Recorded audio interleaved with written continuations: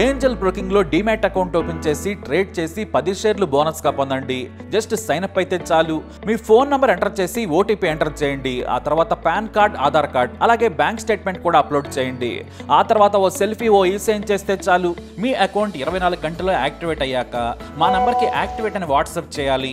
ఆ తర్వాత మీ demat account లో మేము చెప్పిన 10 బ్యాంకింగ్ షేర్స్ బై చేసి స్క్రీన్ షాట్ పెడితే చాలు. ఆ అమౌంట్ మీకు యూపీఐ ద్వారా పంపిస్తాము. అంటే మీకు 10 షేర్లు బోనస్ గా వచ్చినట్టే. ఆ తర్వాత మీరు ఆ షేర్స్ ని సెల్ చేసుకుంటారో ఇన్వెస్ట్ చేసుకుంటారో మీ ఇష్టం. డిస్క్రిప్షన్ లో ఉన్న లింక్ ద్వారా మాత్రమే మీకు ఈ బోనస్ షేర్లు వస్తాయన్నది మాత్రం గుర్తుపెట్టుకోండి. జమ్మూ కశ్మీర్ లోని పహల్గాం ప్రాంతంలో పర్యాటకులపై ఉగ్రవాదులు కాల్పులకు తెగబడటంతో 26 మంది పర్యాటకులు ప్రాణాలు కోల్పోయిన విషయం తెలిసిందే. ఈ ఘటనను భారత ప్రభుత్వం సీరియస్ గా తీసుకుంది. ఉగ్రవాదులను ఏరివేతలో ఇండియన్ ఆర్మీ నిమగ్నమైంది. దీంతో భారత భద్రతా దళాల తుపాకులు గర్జిస్తున్నాయి. ఈ క్రమంలో లష్కరే ఈ తోయిబా టాప్ కమాండర్ అల్తాఫ్ లల్లీని మట్టుబెట్టాయి. బందీపురాలో అల్తాఫ్ ఆచూకీ తెలియటంతో శుక్రవారం ఉదయం ఆర్మీ, పోలీసు దళాలు జాయింట్ ఆపరేషన్ చేపట్టి హతమార్చాయి. ఆర్మీ, పోలీసు దళాలు జాయింట్ ఆపరేషన్ సమయంలో జవాన్లను చూసి ఉగ్రవాదులు కాల్పులు జరిపి పారిపోయేందుకు ప్రయత్నించారు. దీంతో జవాన్లు ఎదురుకాల్పులు జరపడంతో తొలుత ఓ ఉగ్రవాది గాయపడ్డాడు. ఈ క్రమంలో భద్రతా దళాలు అల్తాఫ్ను మట్టుబెట్టాయి.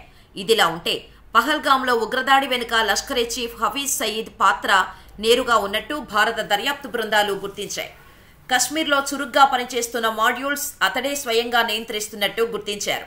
పహల్గా ఉగ్రదాడి నేపథ్యంలో జమ్మూ కశ్మీర్ పరిస్థితులపై అన్ని మిలిటరీ విభాగాల్లో ప్రత్యేక సమావేశాలు ఏర్పాటు చేశారు.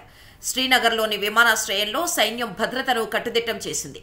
మరోవైపు దేశంలోని పారామిలిటరీ బలగాలకు సెలవులు రద్దు చేసినట్టు ఉన్నతాధికారులు వెల్లడించారు. సెలవులపై వెళ్లిన జవాన్లను వెంటనే రిపోర్టు చేయాలని ఆదేశాలు జారీ అయ్యాయి.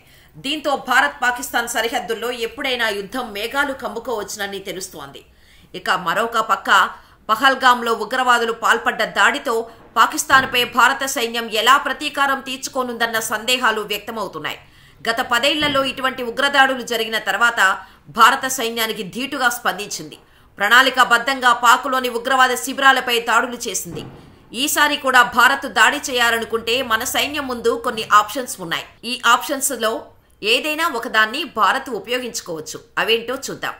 ఫ్రాన్స్ నుంచి భారత్ కొనుగోలు చేసిన రాఫెల్ యుద్ధ విమానాలను వాడుతూ పాక్లోని ఉగ్రవాద శిబిరాలపై భారత్ దాడులు చేయొచ్చు. పాక్ సైన్యం అడ్డం వస్తే ఆ దేశ సైనిక కార్యాలయాలపై కూడా దాడులు చేసే అవకాశం ఉంది. అలాగే మిరాజ్ 2000 యుద్ధ విమానాలను కూడా భారత్ వీటి కోసం వాడవచ్చు. గతంలో బాలాకోటపై దాడి జరిపిన తర్వాత భారత్కు కొన్ని సమస్యలు వచ్చాయి.